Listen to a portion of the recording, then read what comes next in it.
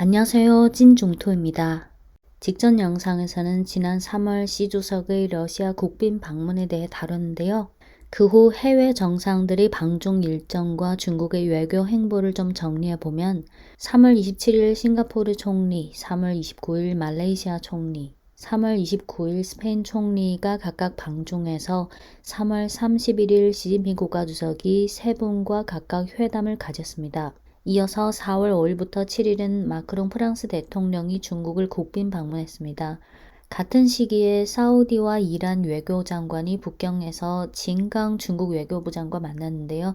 지난 3월 10일 북경에서 사우디 이란 외교관계 복원협의 3자 연합성명을 발표한 이후 이번에 다시 북경으로 모여서 외교관계 정식 회복 성명을 4월 6일 발표했습니다. 사우디, 이란 양국에게 있어서 중요한 일정을 중국 북경에서 진행하는 게 가장 안전한 선택입니다. 이어서 4월 중순쯤에는 룰라 브라질 대통령이 중국을 국빈 방문할 예정인데요. 정확한 날짜는 중국 외교부에서 아직 공식 발표하지 않았습니다. 시간 관계로 최근 각국 정상들의 방중의 의미를 일일이 분석해 드리지는 않고 오늘은 마크롱 프랑스 대통령 방중에 대해 말씀드리겠습니다. 방중 전 마크롱 대통령은 중국에게 선물을 하나 줬습니다. 지난 3월 28일 중국 해양석유총공사는 프랑스 토탈에너지를 통해 아랍에미리트산 액화 천연가스 6만 5천 톤을 수입했고 이를 유엔화로 결제했습니다. 금액은 크지 않지만 달러로 거래되는 LNG 시장에서 첫 유엔화 결제 사례가 나왔던 점에서 중요한 상징적 의미가 있습니다.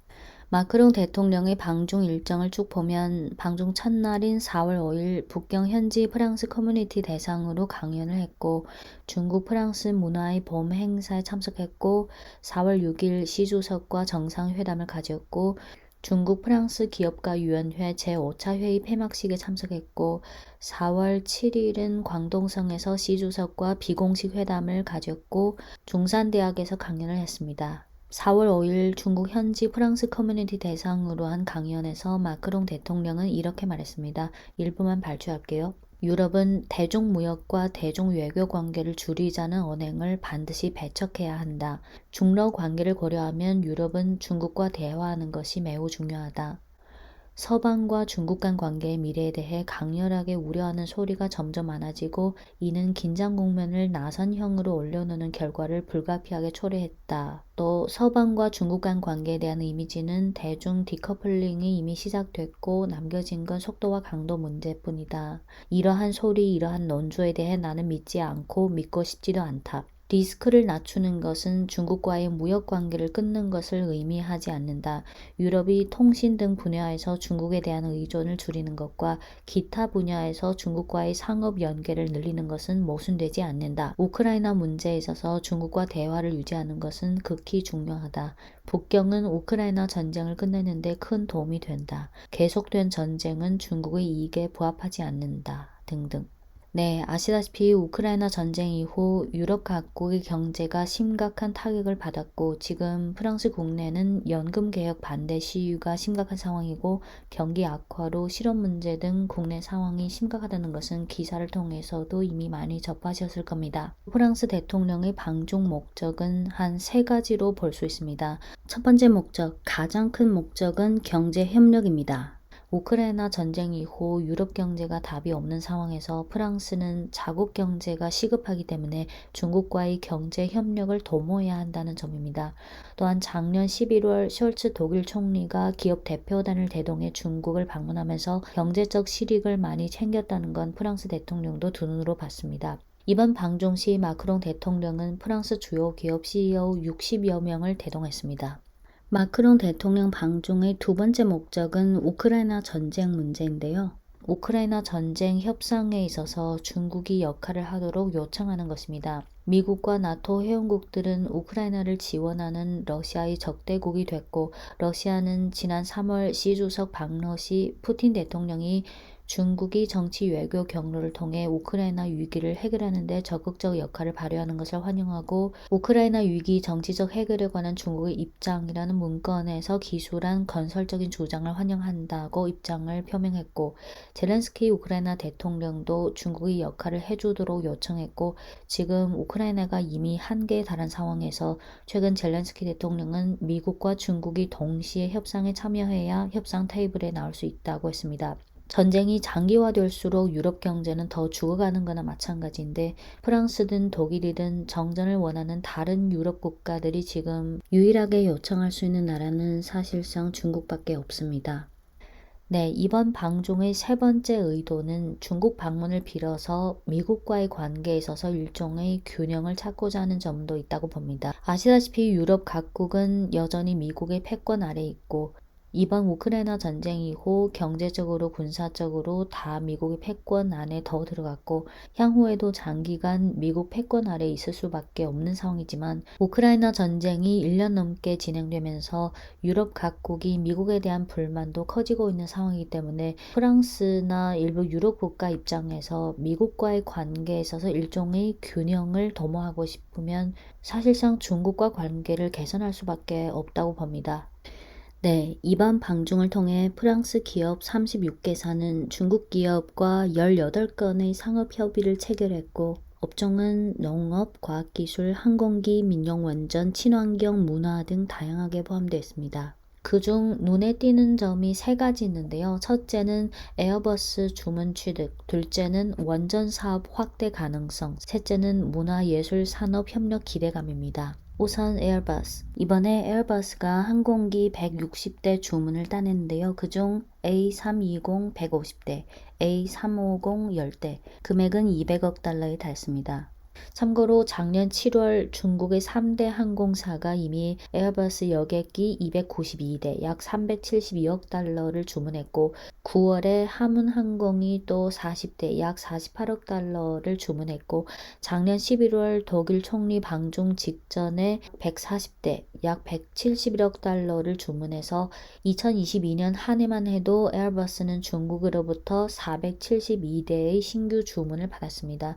이번 프랑스 총리 방중 시 신규 주문한 160대까지 합치면 총 632대 약 800억 달러에 근접한 금액입니다. 중장기적으로 중국의 항공기 신규 주문 수요가 아직 많이 남아있기 때문에 장기적으로 에어버스 신규 주문도 더 늘어날 수밖에 없습니다. 동시에 에어버스는 중국 천진에 있는 기존 공장에 A320 최종 조립 생산 라인을 추가해서 중국 내의 생산 능력을 2배로 키울 예정이라고 발표했는데요. 새 생산 라인은 2025년 말 가동을 목표로 설립될 예정입니다. 참고로 2008년에 처음으로 문을 연 천진의 첫 번째 조립 라인은 A320을 매월 4대씩 생산하고 있고 올해 말까지 매월 6대 수준으로 확대할 계획입니다. 과거에는 중국이 민용 항공기를 신규 주문할 때 유럽의 에어버스 그리고 미국의 보잉사로부터 같이 주문했는데 작년부터 에어버스가 중국 시장에서 막대한 반사 이익을 본 반면 미국의 보잉사는 작년부터 사실상 이미 중국 시장을 잃어버렸습니다. 이런 상황이 장기화된다면 향후 보잉사와 관련된 부정적인 기사도 점점 많아질 것 같습니다. 네, 경제협력에서 두 번째는 원전 사업인데요. 아시다시피 프랑스는 원전 쪽에서 강점을 갖고 있습니다.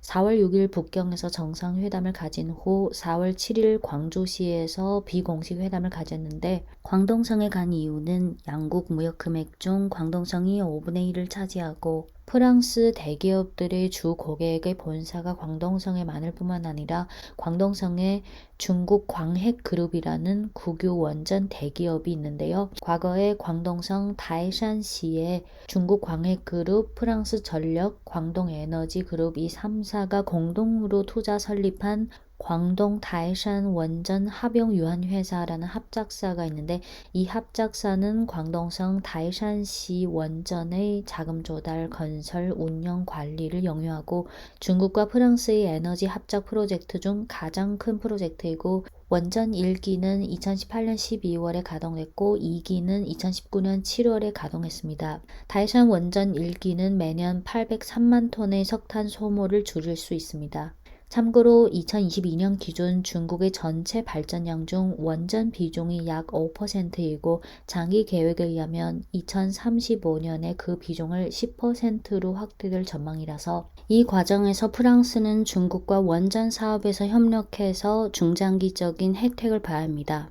네, 세 번째는 문화예술 분야에서의 협력인데요. 이번 프랑스 대표단에는 60여 명의 기업 대표단 외에 영화 감독, 뮤지션 등 20여 명의 문화예술계 인사들도 포함되어 있었습니다. 과거에는 중국이 미국 할리우드 영화, 미국 중심의 그런 가치관을 전파하는 영웅을 부각하는 그런 영화를 많이 수입해서 중국에서 큰 매출을 올리게 했지만 향후 프랑스의 영화나 문화예술 작품을 중국으로 많이 도입할 가능성이 높고 동시에 프랑스 예술계는 중국과의 교류 강화를 통해 프랑스에서 중국 문화를 전파하는 데 기여하면서 서로 윈윈할 수 있습니다. 확실히 퀄리티가 높은 프랑스 영화 작품이라면 중국에서 높은 박스 오피스를 만드는 것은 사실 어려운 일이 아닙니다. 프랑스의 국보급 영화 감독으로 불리는 장 자크 아노 감독도 이번 방문단에 포함되어 있는데요. 몇 년 전에 그는 랑두덩이라는 중국 영화의 감독을 맡은 적이 있고 그의 2021년 작품인 노트르담 온 파이어는 올해 4월 7일부터 중국에서 정식으로 상영됐습니다. 4월 7일부터 상영이라서 한두 달 지나면 중국 현지 반응을 알 수 있을 것 같습니다. 이번 방중 대표단에는 에어버스, 알스톰, 프랑스 전력공사 외에 루이비통도 포함되는데요. 참고로 전 세계 사치품의 약 3분의 1은 중국인이 소비한 거기 때문에 루이비통 입장에서도 이번 방중을 통해 중국 현지 면세점으로의 매출 확대 등을 도모할 수 있습니다. 네, 4월 6일 정상회담 후 중국 외교부의 발표문을 보면 다 번역하지 않고 몇 가지만 발췌해서 번역드리면 첫째는 경제와 문화 협력과 관련해서 올해 내로 중국 프랑스 전략, 경제, 금융, 인문 교류 등 3개 분야의 고급 대화 회의를 개최할 계획이다. 중국은 농업, 식품, 우주, 항공, 민용, 원전 등 분야에서 프랑스와 협력할 의지가 있고 서비스 무역, 녹색 발전, 과학기술 혁신 등 새로운 협력 성장 포인트를 육성하겠다. 프랑스가 중국 기업에게 공평 공정한 비즈니스 환경을 제공하길 바란다. 중국은 내년에 중국 프랑스 수교 60주년 문화관광의 해 행사 그리고 파리 올림픽을 계기로 관련 분야에서의 협력을 강화하겠다. 둘째는 국제 구도와 관련해 중국과 유럽은 세계에서 2개의 큰 역량이고 2개의 큰 시장이고 2개의 문화이다. 중국과 유럽의 관계는 서로의 복지와 연관되어 있고 글로벌 안정 및 번영과 관련된다. 유럽에 대한 중국의 정책은 장기적으로 안정을 유지할 것이고 중국은 유럽을 다극화 세계 속의 독립적인 한계 극으로 간주하고 중국과 유럽 간의 관계가 제3자에게 의존하지 않고 제3자의 제한을 받지 않는 것을 견지한다. 중국은 EU와 교류 대화를 전면 재개하고 안정적이고 상호 신뢰하는 공급망 파트너 관계의 구축을 검토해서 상호 윈윈할 의향이 있는데 프랑스가 여기서 리드 역할을 발휘하길 바란다. 또한 제3차 1대1로 국제협력 포럼에 프랑스가 참석하길 바란다. 셋째는 우크라이나 위기와 관련해서 우크라이나 위기에 대한 중국 입장의 핵심은 협상 권유, 정치적 해결이다. 중국은 유럽이 우크라이나 위기의 정치적 해결을 위해 역할을 발휘하는 것을 지지하고 유럽과 함께 국제사회가 이성과 자제를 유지하도록 함께 호소해서 위기가 통제 불능한 지경으로 악화되게 하는 행위를 취하는 것을 방지하도록 하겠다. 핵무기를 사용해서는 안 되고 핵전쟁은 해서는 안 된다. 어떠한 상황에서도 생물화학 무기를 사용하는 것을 반대하고 원전 등 민용 핵시설에 대한 무장 공격을 반대한다. 가급적 빨리 평화협상을 재개해서 유엔 헌장의 취지와 원칙에 따라 각 측의 안전 이익을 고려해 정치적 해결을 도모해서 균형적이고 유효하고 지속 가능한 유럽 안전 구도를 구축하도록 해야 한다. 중국은 프랑스와 소통을 유지해서 위기의 정치적 해결을 위해 건설적인 역할을 발휘할 의향이 있다. 4월 7일 양국이 발표한 연합성명인데요. 소제목만 간단히 말씀드리면 첫째, 정치 대화 강화 및 정치 상호 신뢰 촉진. 둘째, 세계 안정과 안정 공동 추진. 셋째, 경제 교류 촉진. 넷째, 인문 교류 재개. 다섯째, 글로벌 도전 공동 대응. 네, 이어서 다음 내용. 이번 프랑스 대통령의 방중은 작년 11월 독일 총리 방중 때와 한 가지 다른 점, 주목할 점이 하나 있는데요. 프랑스 대통령과 기업 대표단만 온 게 아니라 프랑스 대통령이 우르줄라 폰데어 라이엔 EU 집행위원장을 데리고 같이 방중했는데요.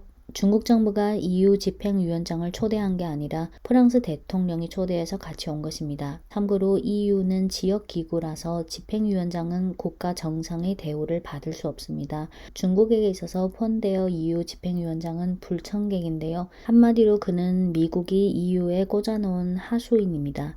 2020년 12월 30일 시진핑 국가주석과 메르켈 당시 독일 총리, 마크롱 프랑스 대통령이 중국 유럽 투자 협정을 공동으로 체결했는데 폰데어 EU 집행위원장이 이 투자 협정에 계속 태클을 걸어서 진전을 크게 방해했고 우크라이나 전쟁 이후 그리고 미국이 IRA 법안과 반도체 법안 발표 후 거기에 맞춰서 유럽에서 반중을 가장 세게 주장해온 인물입니다. 폰데어 EU 집행위원장은 샤를 미셸 EU 이사회 상임의장이 아니고 국가 정상도 아니고 중국이 초대할 만한 급의 사람이 아니기 때문에 그래서 중국 정부는 이 두 분의 방중에 대해 발표할 때도 다른 급의 발표로 해서 구분시켰는데요. 프랑스 대통령에 대해서는 중국 정부가 정식으로 초대했다는 표현을 사용했고 폰데어에 대해서는 초대란 표현을 아예 사용하지 않고 중국과 EU의 협상을 통해 온 것이다 라고 표현했습니다. 폰데어 EU 집행위원장은 방중 직전에도 중국을 비판했고 중국이 우크라이나 문제에 있어서 입장을 바꾸도록 중국에 압력을 가하겠다고 계속 외치기도 했습니다. 물론 중국 입장에서는 거기에 호응할 의지가 전혀 없습니다. 중국이 폰데어의 방중을 허용한 이유는 두 가지가 있다고 보는데요. 하나는 프랑스 대통령이 초대한 것이기 때문에 프랑스 대통령의 체면을 고려해서 오케이 한 거고 두 번째는 폰데어가 미국이 EU에 꽂아놓은 하수인이지만 중국의 대외 전략과 경제 전략에 있어서 유럽이 매우 중요한 지역이고 우크라이나 전쟁 이후 유럽 전체의 경제 악화가 심각한 가운데 중국과의 경제 협력을 원하는 유럽 국가들이 많아진 상황이고 만약 중국과 유럽의 관계가 너무 첨예해진다면 중국의 국제 지위와 경제 협력에도 불리하기 때문에 폰데어의 방중을 허용함으로써 중국은 유럽 각국에 우호적인 메시지를 전할 수 있습니다. 프랑스 대통령이 폰데어 EU 집행위원장을 초대한 이유에 대해 생각해보면 앞서 말씀드렸다시피 마크롱 대통령의 이번 방중 목적은 하나는 경제 협력에 있어서 작년 12월 숄츠 독일 총리 방중 때처럼 중국과의 경제 협력을 통해서 자국 경제에 도움이 되게 하는 것이고 또 하나는 우크라이나 문제에 있어서 중국으로부터 지원을 얻으려는 것입니다. 즉 중국이 정전을 위해 더 적극적인 역할을 하도록 나서게 요청하는 건데요. 아시다시피 이 두 가지 모두 미국의 대중 견제에 어긋나는 거기 때문에 마크롱 대통령 입장에서는 EU 집행위원장을 동행시킴으로써 분위기상 중국과의 협력권을 좀 희석화시킬 필요가 있다고 봅니다.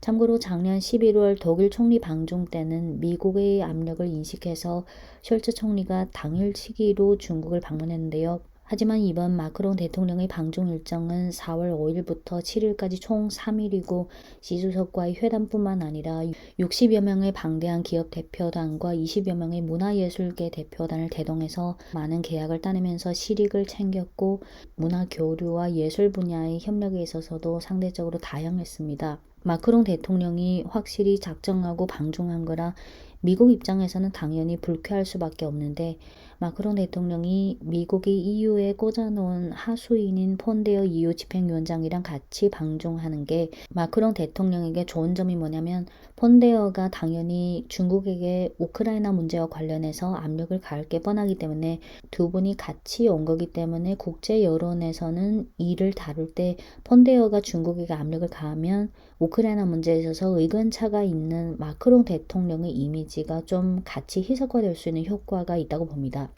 또한 중국은 마크롱 대통령이 시 주석과 회담하고 따로 협상할 때 폰데어를 아예 제외시켰기 때문에 마크롱은 본인과 자국을 위해 얻을 수 있는 좋은 일들을 챙길 수 있는 동시에 미국의 압박은 본인 입이 아닌 폰데어의 입을 빌어서 표출하게 할 수 있기 때문에 어쩌면 일석이조라고 할 수 있죠.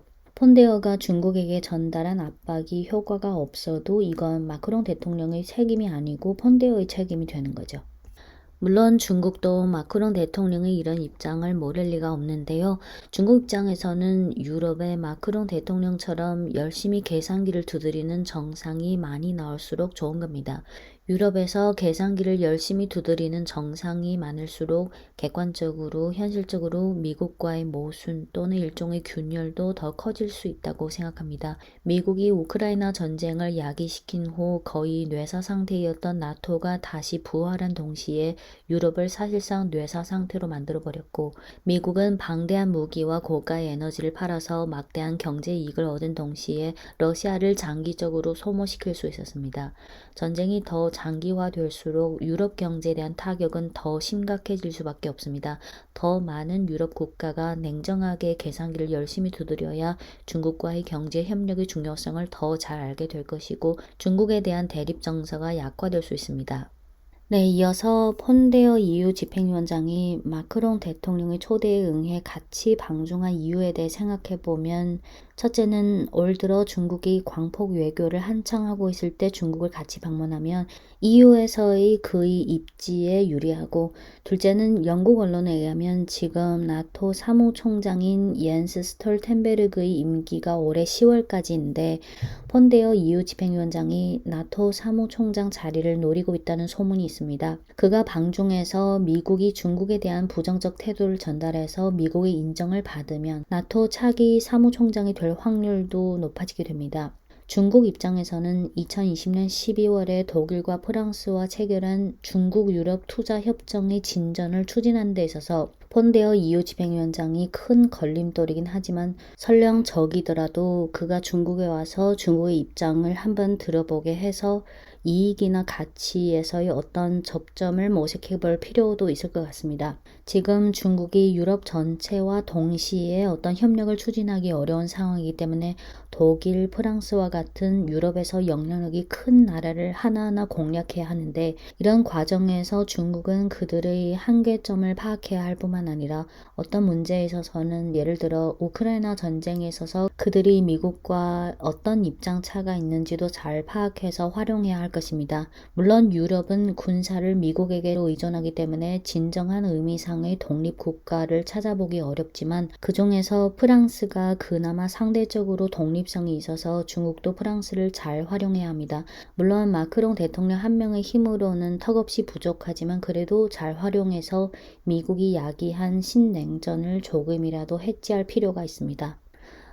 미국 입장에서는 하수인인 EU 집행위원장을 중국으로 파견해서 마크롱 대통령이 중국에 가서 뭘 하는지 지켜보게 하려는 의도가 있을 거고, 또 그를 통해 중국에게 압력을 전달하려는 의도도 있다고 봅니다. 지난 한두 달 동안 바이든 대통령이 시진핑 국가주석에게 통화 요청을 4번 했었는데 중국이 거절했고, 옐런 미 재무장관이 미국의 심각한 국채 문제 때문에 중국을 방문하고 싶어 했지만 중국이 거절했고, 미국의 국무장관이나 국방부 장관들도 중국 쪽에 소통을 하려고 요청했지만 중국은 지금 미국에 대해 냉처리를 하고 있습니다. 아시다시피 지난 2018년부터 미국은 무역 관세, 과학기술, 금융, 여론, 주권, 군사 등 분야에서 중국을 제재해 오면서 약 1000개의 중국 기업을 제재 리스트에 넣었고, 지금 중국 국방부 장관도 아직 미국의 제재 리스트에 있고, 저번에 풍산 이슈도 미국이 중국을 견제하기 위해 여론전을 벌려서 만든 작품 등등.